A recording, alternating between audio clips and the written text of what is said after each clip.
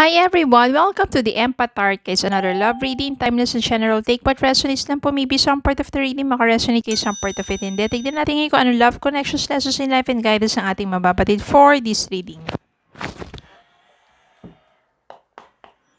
Spirit guide, send me messages, anong love connections ito at mga aral at gabay sa buhay pag-ibig na nais yung ipabatid sa amin.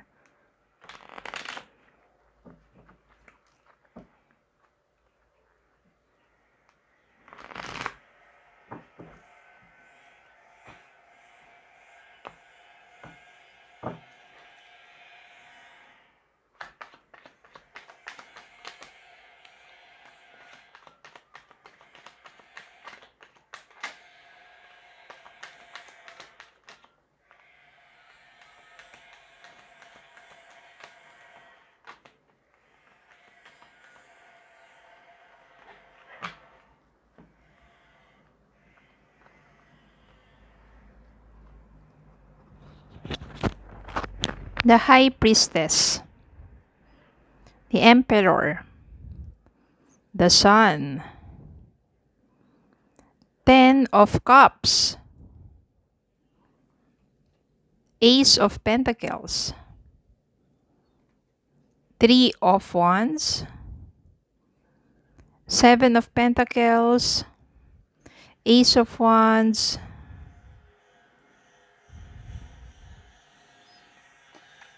Nine of Pentacles, 5 of Swords.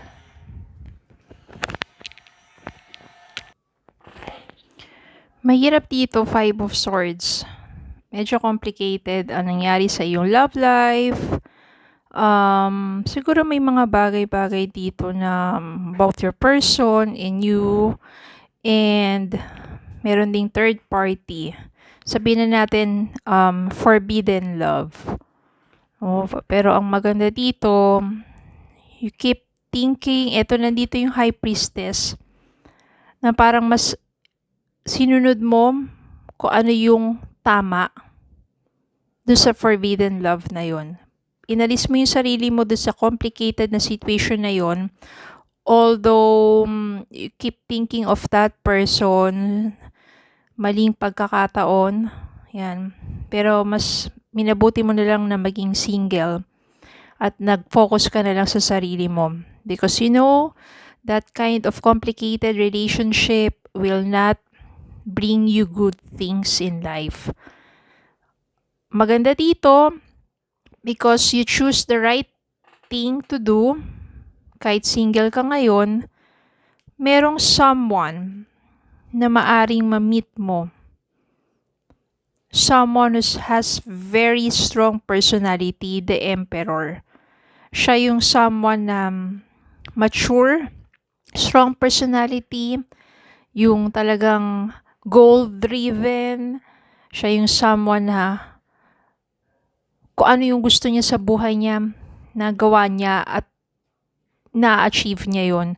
Siya yung someone na magbibigay ng, sabihin natin, naniwanag sa buhay mo. Siya yung tutulong sa'yo to make a new start pagdating sa love. This one, financially, maraming opportunities na darating sa'yo. Pagdating naman sa love, it will be a great opportunity for a stable and committed relationship. At merong passion. Meron ding passion dito. Ibig sabihin talagang meron siyang desire na ayaw niyang pakawalan ka. Maganda yun.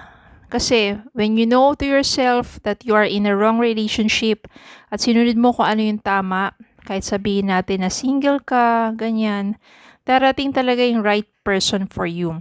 This person will do everything para talagang mahulog ang damdamin mo sa taong ito. This person keeps thinking of you. Especially kung na-meet mo tong taong to, tapos hindi pa kayo nagkaroon ng pagkakataon to be together.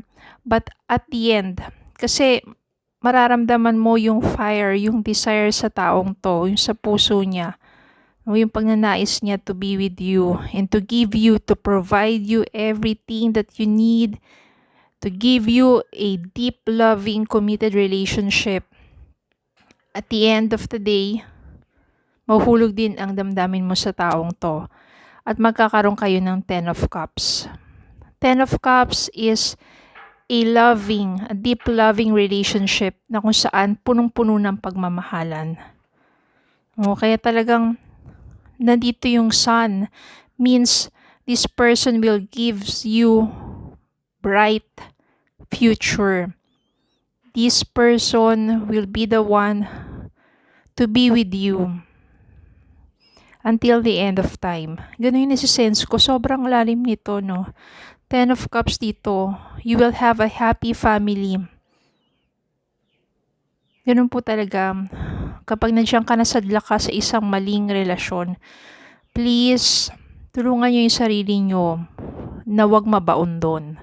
When you know it's not right, umalis kayo doon dahil merong tamang tao talaga na nakalaan para sa'yo. Maybe sinusubukan lang talaga kayo ng tadhana. Okay?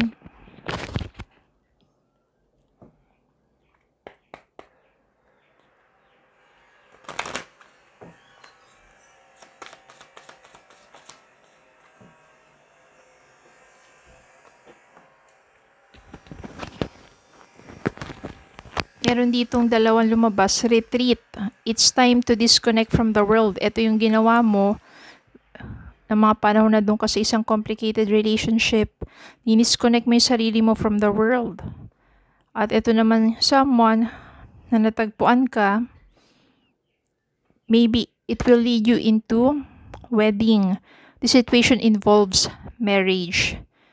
Kasi malalim yung naging pagkilala niya at pagtanggap niya sa'yo at malalim yung binibigay niyang commitment sa'yo.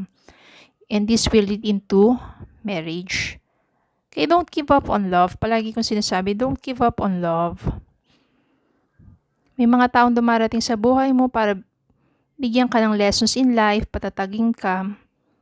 At merong mga taong talagang tunay na para sa'yo. Okay? So yun lang po. Maraming salamat po for watching. Please don't forget to like, share, comment, subscribe, follow me on Facebook and TikTok. Have a good day po and God bless.